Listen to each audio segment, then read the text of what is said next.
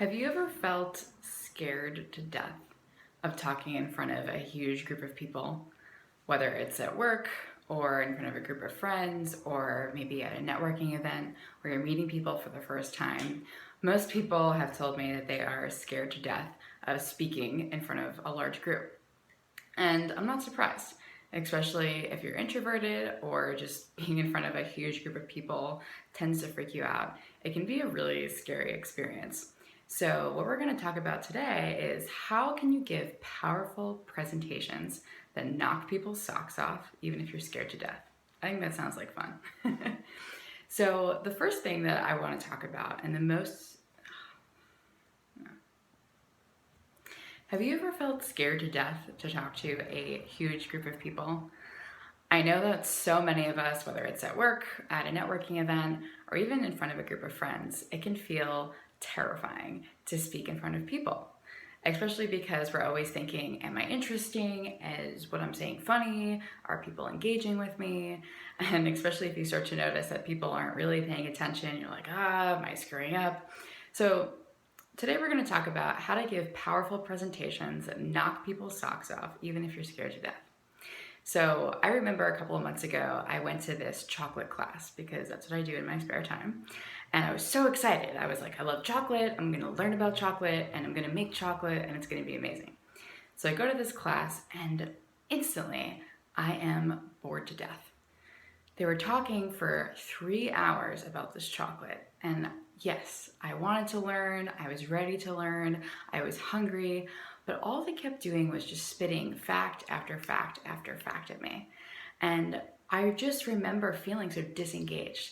I was just like, I don't care about the plantation this cocoa thing is from. I don't care about what grade of sugar is going into this. What I really wanted was stories. I really, really wanted them to engage me. I wanted them to make me think about this chocolate, help me see it differently, help me feel excited about it. So usually what happens is when we start thinking about telling stories and giving presentations, we just think about the facts. We're like, okay, what do people need to know? This is important. I think this is important.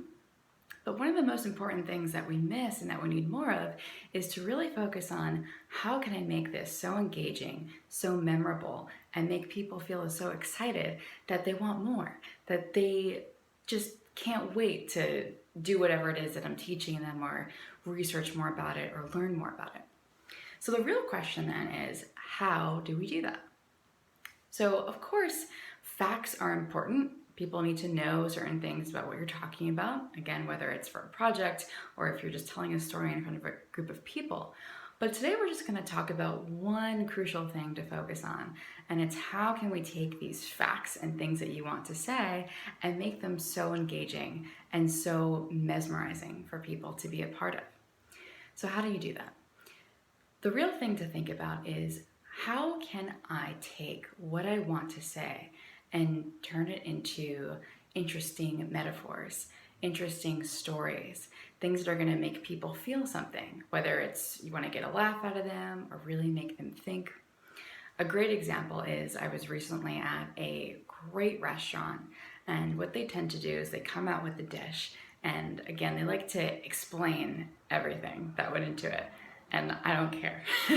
I just want to eat the food. I would be much more interested in the actual story behind it. So this restaurant I went to, again, they're just giving me facts, but I went home and I actually watched a documentary about the chef who owns the restaurant, and it was so much more exciting to me because then I get to see, okay, this chef is from this region and the chef has these gorgeous, interesting memories that have influenced the food that she makes. So a perfect example is one of the desserts that I had.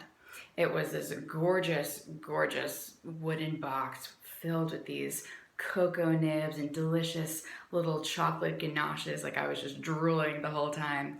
But why this was so special is because I knew the story behind it. And the story was that this woman was really close with her father, but he had passed away, but he had inspired her so much in her career. So she had this box engraved and dedicated to him. And I just loved knowing where it was from. I didn't care about the grade of chocolate. I could give, two shits whether it was from France or from somewhere in California. But I loved that I knew the story because I felt connected. So what's one thing that you can do today to make your presentations more powerful, more exciting? Like, again, we want to knock people's socks off. We don't want to just say stuff and bore them to death. So one thing that you can do today is come up with at least 3 different stories or metaphors that describe what it is you're trying to say to somebody, what it is you're trying to convey. Maybe if you are giving a presentation at work, you might just think about, hey, what metaphor, what story do we have that would illustrate this point we're trying to get across?